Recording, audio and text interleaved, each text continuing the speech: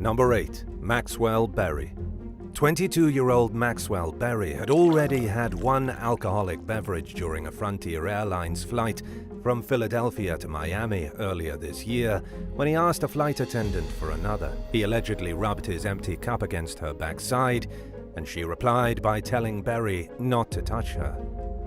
After spilling his new drink on his shirt, Berry went to the restroom and emerged shirtless. Another flight attendant had to help him get another shirt out of his carry-on. But his behavior became increasingly disruptive. He groped 2 flight attendants and then sucker-punched another who was trying to get him under control. Crew members held Berry down and strapped him into his seat with duct tape while he screamed for help and said that his parents are worth $2 million. Then they put tape over his mouth. Viral footage of the ordeal shows Berry trying to free himself. He was charged with 3 counts of assault and initially claimed on social media that he had done nothing wrong and what happened on the flight was the most dehumanizing experience of his life. Berry changed his tune toward the end of his trial when he pleaded guilty to all charges. He received a 60-day jail sentence, followed by a year of probation. Number 7. Joe Sotelo. In 2017, a resident in Kingsport, Tennessee, opened her door to a home invasion one day after hearing a knock and assuming it was a harmless visitor.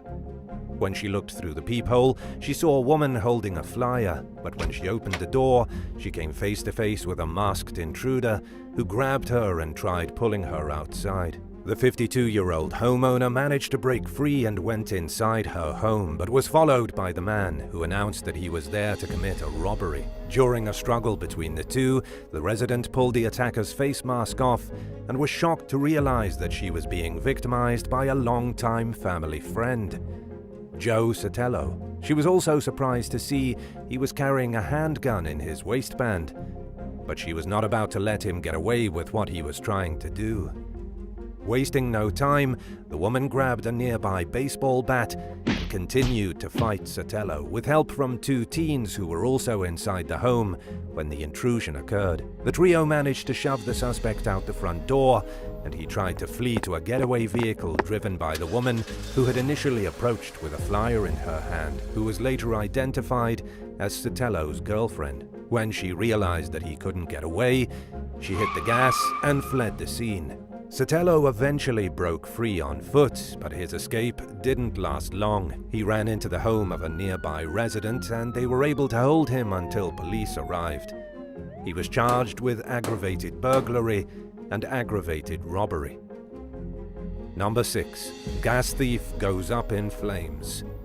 In what can only be described as an uncanny dose of instant karma, a Utah man recently caught fire while siphoning gas from a truck's tank. Surveillance footage shows the moment the thief caught fire after crawling beneath the vehicle he was trying to steal fuel from. The incident happened outside of a business called Summit Fire and Protection. Afterward, branch manager Travis Mills told local station KSL-TV that some people try to take the easy way out of everything. He was alerted to the theft shortly before the truck became fully engulfed in flames. Mills explained that when the culprit failed to siphon the gas the old-fashioned way, he drilled a hole in the tank, and that's how the fire started. These types of robberies are reportedly on the rise as gas prices in the US hit all-time highs. In fact, the attempted robbery was caught on camera thanks to a $30,000 surveillance system that Mills had just installed on the property, due to the increase in gas thefts. Shortly before the theft that was captured by the new system, someone stole the truck's catalytic converter and siphoned gasoline from the tank. The footage shows the thief maneuvering beneath the truck and then jumping and trying to put out the flames on his shirt. In accordance with the basic rules of fire safety that we all learn in elementary school, he can then be seen stopping, dropping, and rolling before being helped into a getaway vehicle by an accomplice. It's unclear if he was injured, and if so, how severe his injuries were. The thieves remain at large. Number 5. Arian Taherzadeh.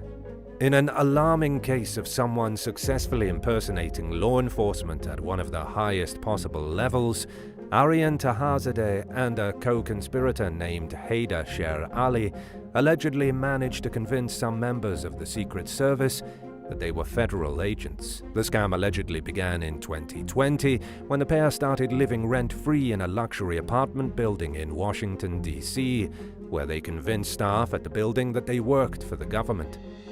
It wasn't too surprising, since many federal employees do live there, but in a shocking twist, the suspects also persuaded the building's manager to give them access to surveillance video and residential records. They were finally caught and charged earlier this year.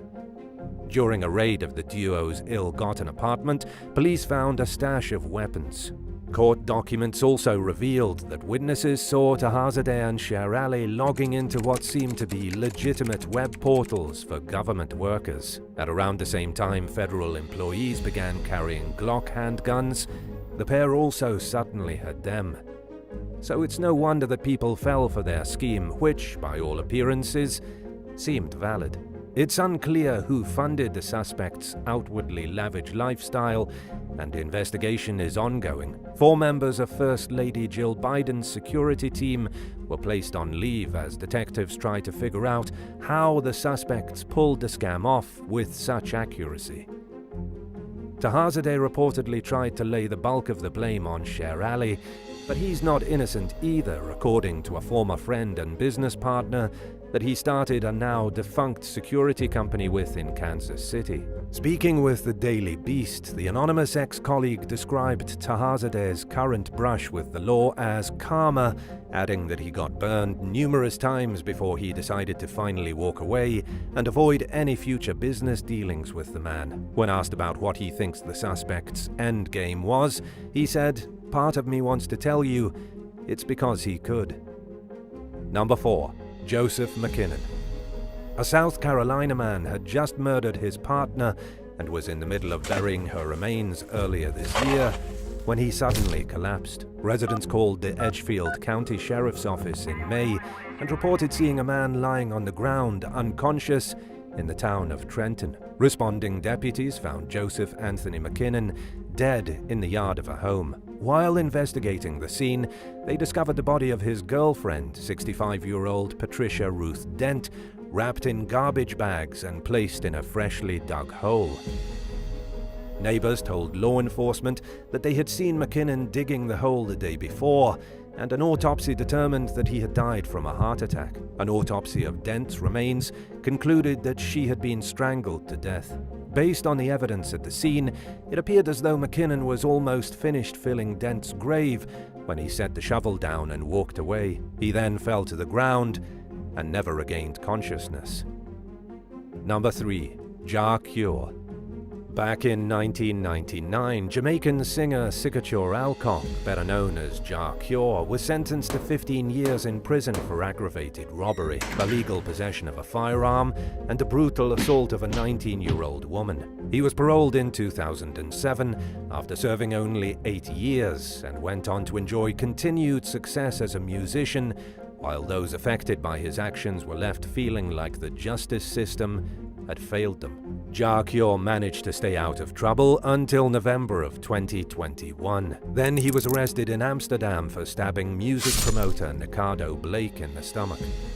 The pair were in the middle of an argument when the assault occurred in the city center, right in front of the public. Despite his injuries, Blake made it to a nearby police station where he reported the disturbing attack. He was then taken to a hospital where he underwent surgery for his wounds.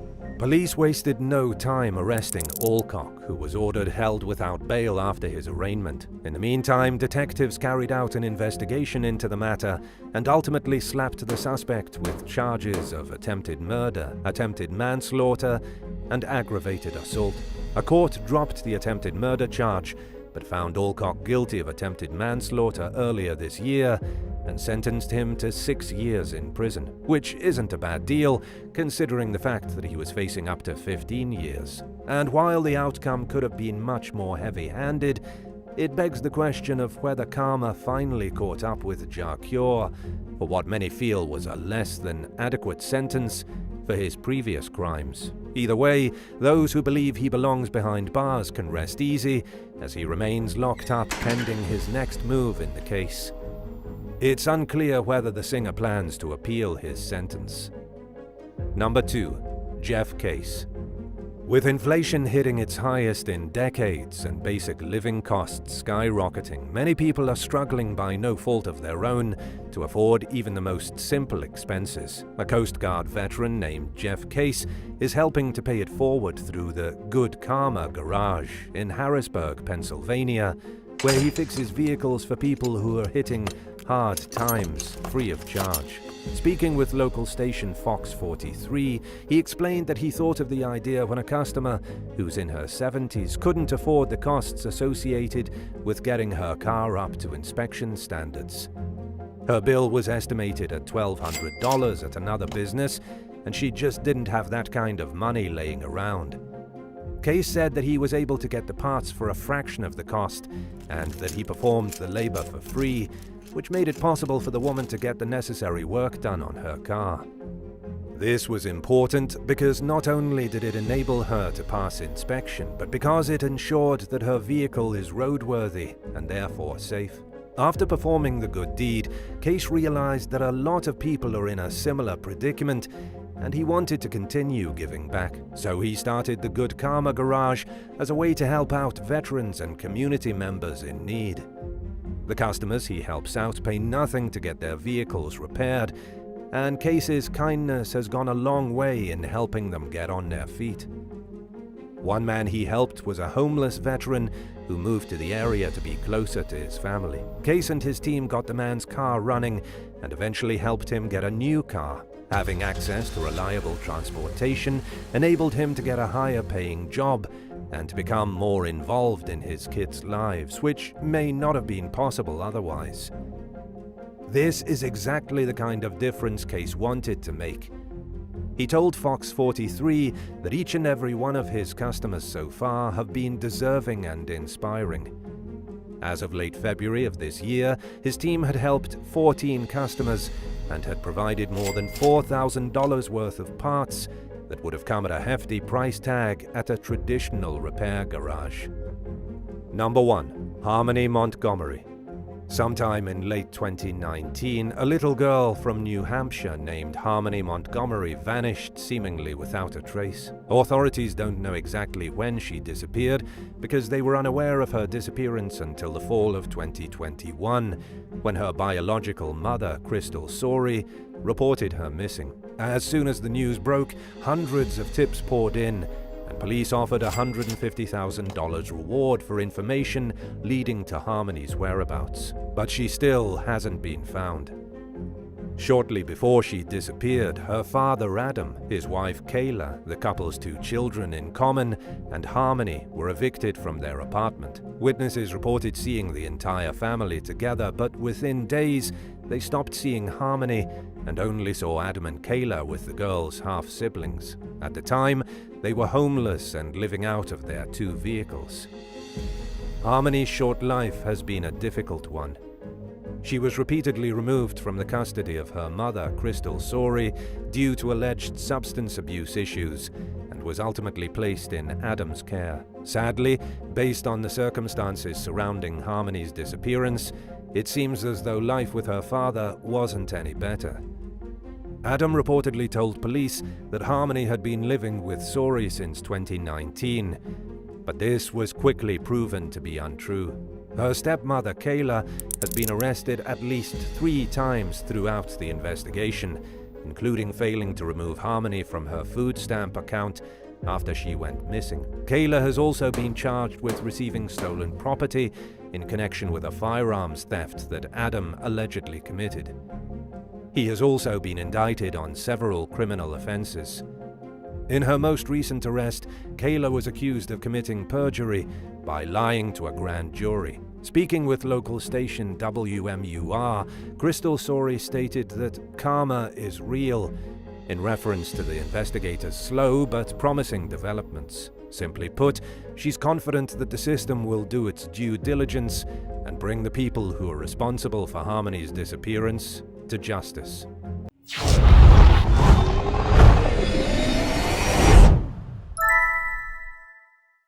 Number 9. Gigi Wu. Gigi Wu became social media famous for climbing mountains with only a two-piece bathing suit and shoes on. While the Taiwanese bikini hiker's racy photos certainly helped attract a large following, she was also admired for her genuine love of nature and tall peaks. During a solo trek through Yushan National Park in early 2019, the 36-year-old fell 65 feet, 20 meters down a ravine while trying to climb Taiwan's highest mountain. She called for help using a satellite phone and reported that she couldn't move thanks to her injuries, but bad weather delayed the rescue mission. Wu was found frozen to death 28 hours later, nearly 5,600 feet, 1,707 meters above sea level. Temperatures had plummeted close to freezing the night before. Weeks earlier, Wu had uploaded a photo of injuries to her legs from another fall. Many were quick to point out she should have known she was taking some serious risks by hiking in such minimal clothing, but a lot of photos on her social media page showed she was actually an experienced hiker who used proper equipment during most of her expeditions. It's unclear whether she was wearing appropriate gear when she fell that day. Number 8. Derek Mosley. One day in 2013, a 22-year-old Oregon man named Derek Mosley tried to rob a Portland area gun store with only a baseball bat and a knife. While he may have known the guns for sale weren't loaded, he failed to consider how employees and customers were likely to be gun carriers themselves. Mosley entered the business, smashed a glass counter with the bat, and grabbed a semi-automatic handgun from the case.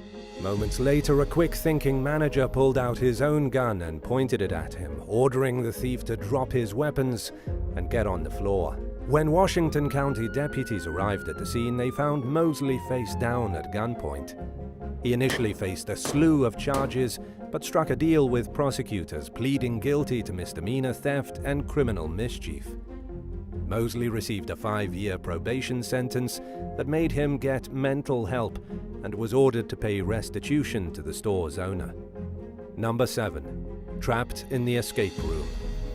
A 40-year-old Vancouver, Washington man named Ry Daniel Wardlaw became hopelessly trapped after breaking into an escape room facility in 2018, leaving him with no choice but to call police and ask for help finding his way out. After entering the Northwest escape experience late at night, he drank a beer that was being used as a prop and then ate a burrito. It wasn't long after that Wardlaw realized it's pretty hard to get out of an escape room. He eventually gave up and used a stolen cell phone he found at the property to call 911. For some strange reason, he claimed his home was being broken into. By the time Clark County deputies arrived, Wardlaw had managed to get out. He was seen wandering near the strip mall the escape rooms were located within at around 4 o'clock in the morning. Law enforcement found him suspicious and questioned him, and they also linked him to evidence found at the scene of the break-in. Wardlaw claimed he was homeless and he had entered the business since he had nowhere else to go. But that's no excuse for breaking and entering, so he was charged with second-degree burglary. Rob Bertrand, who owns the escape rooms with his wife Tamara, told local station Fox 12 that he felt violated by the intrusion, especially as a small business owner who invested their heart, money and soul into making their vision a reality. Luckily, Northwest Escape Experience is still up and running, while Wardlaw's bad ideas and decisions appear to have landed him in even more legal trouble over recent years. Number 6. Second chance. 10 days after making a failed robbery attempt on a convenience store clerk in Oxfordshire, England in 2012, 29-year-old James Allen decided to have another try. He went to the same store, where he held the worker up with a fake toy gun. Surveillance footage of this disturbing heist showed the clerk handing over cash. She later said she thought the weapon wasn't real, but decided to be safe and comply with the thief's demands, just in case. Allen then rushed toward the exit, but couldn't get the door open because he was pushing instead of pulling. He kicked the door in an attempt to get it open, and then tripped backwards, falling on a nearby beverage display, sending drinks all over the floor. The less than brilliant robber was so out of it that the woman he just held up had to open the door for him to let him out. Police caught up with him on a street 3 hours later and found a balaclava in his pocket. Officers reported that he burst into tears and apologized for the robbery after being put in the back of a cruiser. Alan's lawyer told the court the suspect had veered down a wayward path after his fiancée left him. He became hopeless and his drug addiction spiraled out of control, and he had decided that a robbery was the only way he could repay the drug dealers he owed money. Alan received a 3-year prison sentence for committing the holdup and for threatening someone with a fake gun. Number 5. Matthew McNally and Joey Miller. Shortly after getting a call in 2009 about 2 men with painted faces robbing an apartment in Carroll, Iowa, police pulled over a vehicle matching their witness's description. It was just blocks away from the crime scene when they approached and found 2 men whose faces were covered in permanent marker. Cops are used to seeing strange things, but this was a first. Even the police chief, Jeff Kaler, seemed speechless and somewhat amused, telling CNN he had never heard of someone using Sharpies as a disguise. The suspects, 23-year-old Matthew McNally and 20-year-old Joey Miller, were charged with attempted burglary. In addition to their unconventional masks, investigators suspected the pair targeted the home because one of them thought his girlfriend was cheating on him with the person who lived there. It seemed that alcohol was involved, and the stunt must have been an impulsive, drunk decision the suspects made in hope of scaring the resident. In a shocking twist, a judge dropped the charges against McNally and Miller due to a lack of evidence. He pointed out that the men were unarmed when police pulled them over, that there were no signs of them actually entering the apartment, and that nobody was injured in this strange case. The only real disappointment is the fact that we may never know what the pair's intentions were, or why they scribbled all over their faces. But it's probably safe to assume it wasn't for any good reason. Number 4. Rhys Owen Jones and Kerry Mules. During a visit to Australia in 2012, Welsh tourists Rhys Owen Jones and Kerry Mules got extremely drunk and thought it would be fun to break into the SeaWorld aquarium along Queensland's Gold Coast. While inside, they set off a fire extinguisher in the shark tank, swam with dolphins, and even stole a fairy penguin named Dirk. The pair realized they had made an incredibly terrible decision when they awoke the next day and found Dirk in their apartment. Despite being incredibly hungover, Jones and Mules did their best to feed and care for the bird. But they didn't really know how, and instead of returning the penguin to the aquarium, they released him into a canal. A witness saw what they were doing and quickly called the police, and after seeing photos and video that the duo posted of their drunk penguin snatching antics, a concerned social media user also told authorities. Thankfully, Dirk was found unharmed and was taken back to SeaWorld safely, where he was reunited with his partner, Peaches. Jones and Mules admitted in court to stealing the penguin and wrote an apology letter to SeaWorld and to the public. The judge agreed not to record the convictions in their records and fined them each $1,000 Australian dollars. He accepted the pair's explanation that they didn't act out of malice, just drunken stupidity, but reminded them they could have ended up dead if they had gone into the wrong exhibit. The judge also told them to watch how much they drink next time. Number 3. Janine Jones. Max Jones was a healthy husband and father that unexpectedly died in his North Port, Florida home in 2011 at only 52. By the time police suspected foul play, his remains had been cremated. Without an autopsy, any hopes of investigating the case came to a standstill. In the meantime, Max's widow, Janine, used some of his $1 million life insurance payout to get into real estate. But some things about her business didn't add up, and when one of her friends and tenants, John Chamberlain, began to suspect her of a massive scam, he confronted her about it. Janine was fraudulently acquiring access to homes she didn't own and renting them out illegally, and the illicit operation was massively profitable for the woman.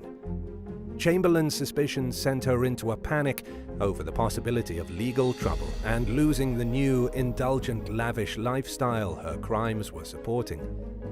Fearing she would be found out, after likely getting away with murder too, she decided the best way to stop Chamberlain from exposing her fraud was to have him killed. Janine reached out to her friend Amy Wright and asked if she knew anyone who could do the job. Amy was appalled by the request, but maintained her composure before going to the police.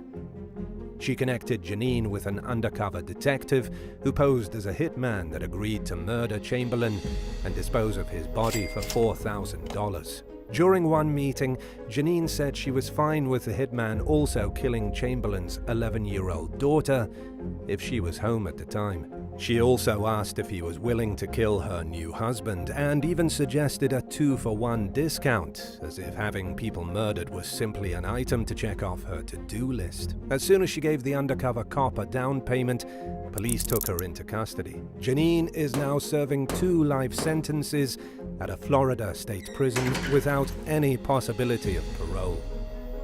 Number 2. Leyland Ayala Doliente and Holland Sward. Leyland Ayala Doliente and Holland Sward were driving a 20-pound, 90-kilogram marijuana shipment from Las Vegas all the way to Montana in 2015 when they decided to sample some of their product. Paranoia soon got the better of them, and they became convinced they were being followed by unmarked police cars.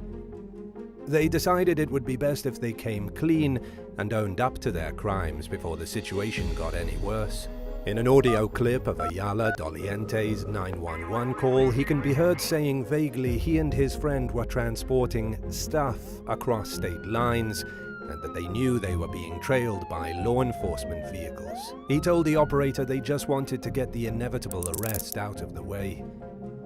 But the police weren't actually looking for the pair, who eagerly provided their location in hopes of ending the intense imaginary chase. When the 911 operator asked Ayala if they had any weapons, he replied saying, "Nope, just a bunch of snacks and stuff." Doliente and Sward were already standing outside their vehicle with their hands up behind their heads, ready to be taken into custody when police arrived. In a situation where they probably would have succeeded in what they were doing, they made the mistake of getting high. The men were initially charged with trafficking marijuana. Sward pleaded guilty to the lesser charge of possession with intent to deliver and received a 30-day jail sentence, followed by 5 years probation. Ayala Doliente, on the other hand, found himself facing heavier consequences when he tested positive for having marijuana, cocaine, and oxycodone in his system on his sentencing day. He was then sentenced to 1.5 to 8 years in prison. Number 1. Christopher White. 26-year-old Christopher White was tired after a night out drinking in 2013 when he decided to follow through with his plans and commit a burglary. He targeted a real estate office in Burlington, Wisconsin, which was a strange choice since there's not really a lot of money or valuables found in offices like this. White allegedly got inside by shattering a window with a rock and then stole 3 computers. He set them by the front door and went inside again to look around for anything else that might be worth taking. After entering the basement, White took a bearskin rug from the wall, laid down on it, and took a nap.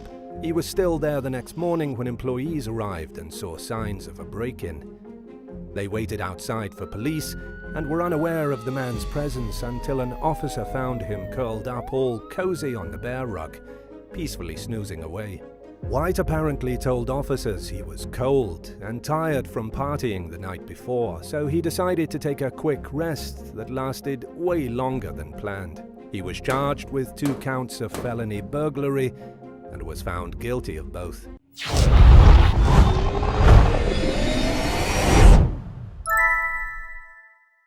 Number 10. Tyler Hadley's party. Tyler Hadley had been talking about murdering his parents since he was a young boy. His parents weren't bad people. Tyler just had something unusual going on in his mind. As he grew older, he continued to fantasize about the ways in which he could dispose of his pesky parental figures.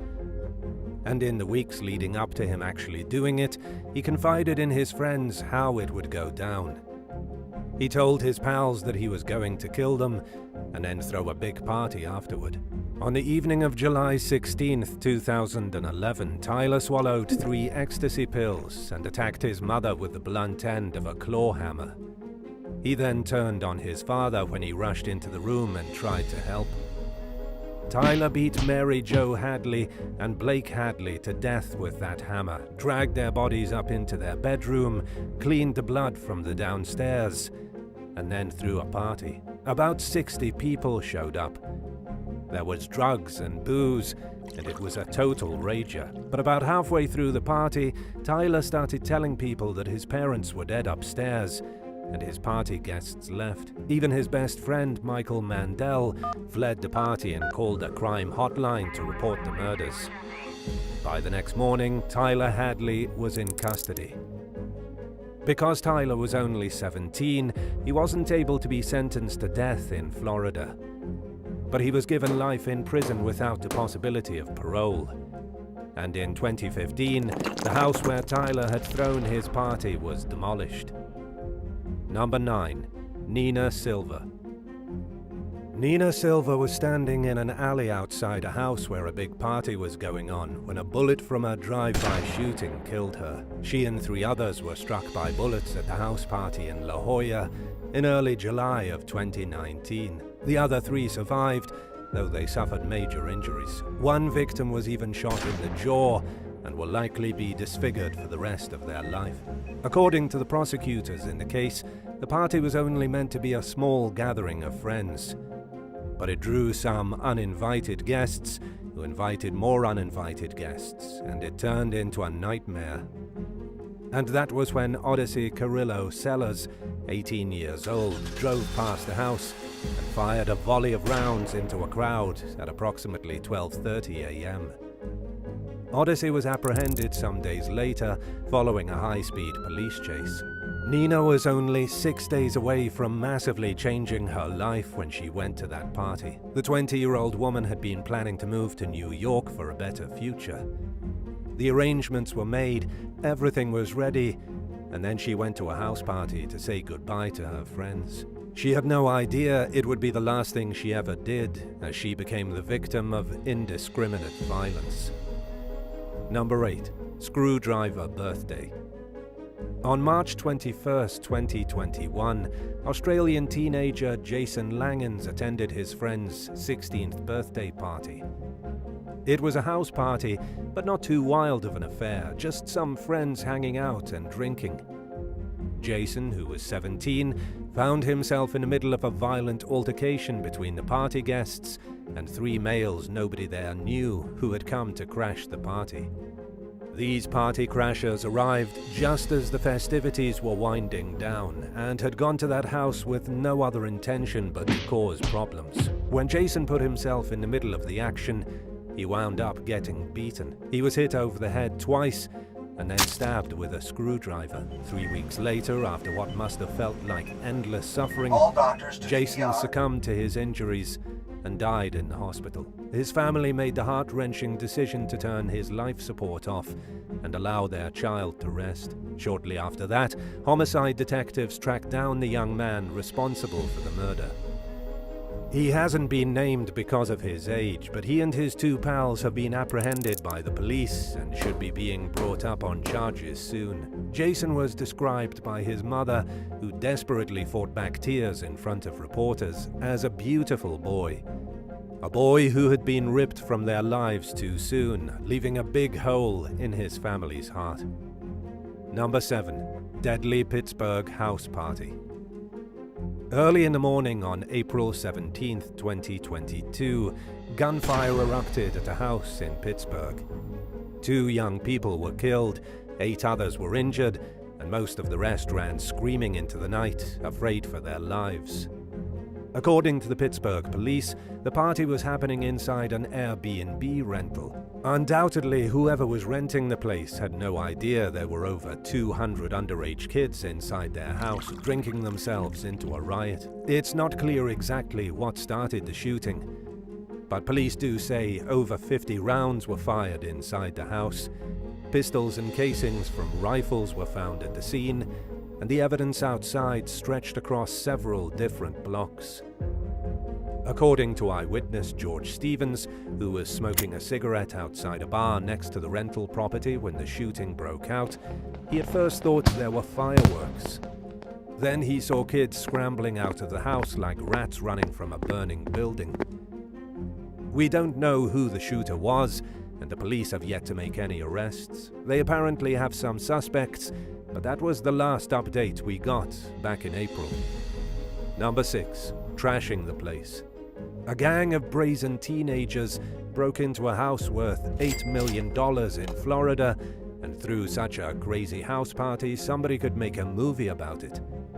These teens were so confident that they could get away with throwing the biggest party of the century that they posted flyers around Santa Rosa Beach. They even advertised the shindig on social media. Of course, the owners of the house weren't home when the party happened. In fact, the house is owned by extremely wealthy people and only used as a vacation property. Hundreds of teenagers couldn't have cared less about the owners when they broke in, trashed the place, and left it in utter disrepair. According to Corey Dobridnia with the Walton County Sheriff's Office, they arrived early on Saturday morning after neighbors called to complain about the noise. When they arrived, they found about 200 kids drunk and disorderly in the house. In Florida, it's illegal to throw what's called an open house party, meaning a huge party inside a residence. It's also illegal to break into a house. That's called burglary, and so everyone in the home was immediately guilty of 2 crimes. Even if the police don't want to charge 200 kids as criminals, the owners of the house have been extremely pushy with ensuring every last attendee of that party is charged with all possible crimes. The police are now going so far as to subpoena Snapchat conversations just to make sure all the kids who partied that night get in trouble. Number 5. James McGrath's murder. James McGrath, a teenager from Connecticut, was killed following a brawl at a house party in May of 2022. James and 3 others got stabbed by a maniac with a knife at what the police described as an alcohol-fueled house party.